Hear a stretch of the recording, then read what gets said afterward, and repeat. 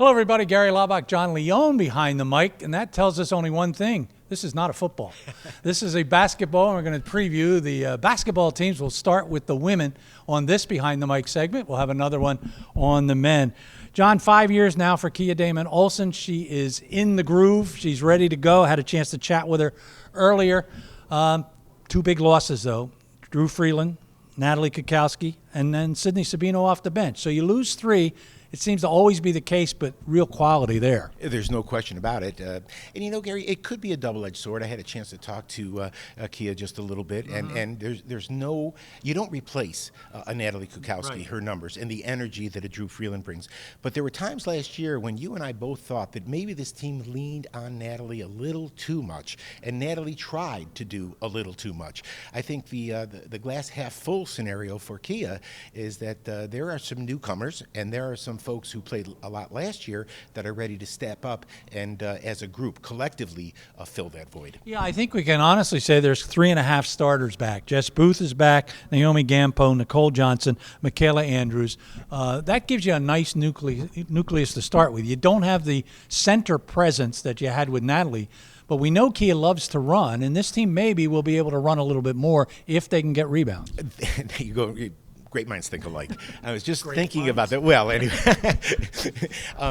you're exactly right. Kia's always talked about scoring the ball up-tempo, playing with positionless basketball players. So there's two ways to do that. Either you bring defensive pressure, create turnovers, and ignite the running game, or you play good half-court defense, rebound the ball, outlet, and run. Personally, I love Naomi Gampo. Again, she's had modest numbers, but every time she's been called upon, she's 6'3", but she probably plays more like 6'4" with that wingspan. She's a selfless player. She plays great defense, provides an inside presence. If she can make layups and defend the rim, that's a big void filled right there. There are some freshmen we need to talk about because this is a terrific incoming group. I love them. I think they're going to bring a lot of what Kia is looking for in the way she plays. Well, let's talk about it. We got Abby Antognoli, we've got Kylie Favors, and we've got Claire Gallagher. Three good freshmen. Kia's high on all three of them. You know, I had a chance, happenstance, to meet Abby when she got out of her car as a 9th grader coming to Kia's elite camp, of course, living across the street. That happens once in a while. I watched her film. This young lady brings an energy that we really haven't seen. I mean, I knew Drew Freeland did it, and we had Sammy Stippa, and we had Jamie O'Hare. This kid's on a different level. She really runs the floor. I'm excited to see her play in tandem with Jess Booth. You know, so there's going to be a lot of energy in that backcourt.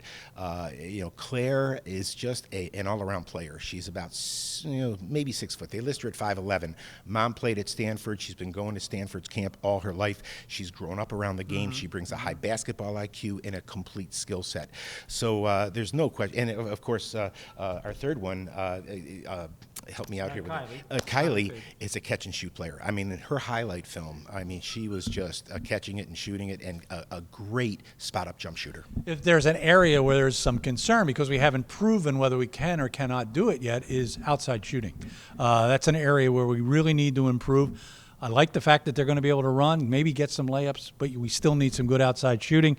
Talia Medina was kind of the person to do that, but Talia now is out for the year, all-state player from Pennsylvania, and she is with an ACL. Well, you know, there are certain points in history where you say, I know where I was when this happened. I know where I was when Kia told me that Talia was lost for the season. And the poor young woman, I mean, she had an injury at Villanova, and now she's got an injury here. It'll be interesting to see if she comes back, but she was one of those key pieces that Kia felt could bring this team to another level. Somebody's got to step up. I think this team can shoot the basketball. I really do. I think Claire can shoot it. I think Abby can shoot it. You know, I just think that we're going to be better in that regard. I think it's going to come down to being able to defend and ignite the running game that you talked about. Well, we'll see how things go in the independent season. I'm sure we'll come back and talk about Lafayette right as they get ready for the Patriot League season. Right now, we wish the women well. They open up on November 12th as they travel to Pitt to play their first ball game. Glad you spent a little time with us behind the mic. For John, I'm Gary, and thanks for joining us.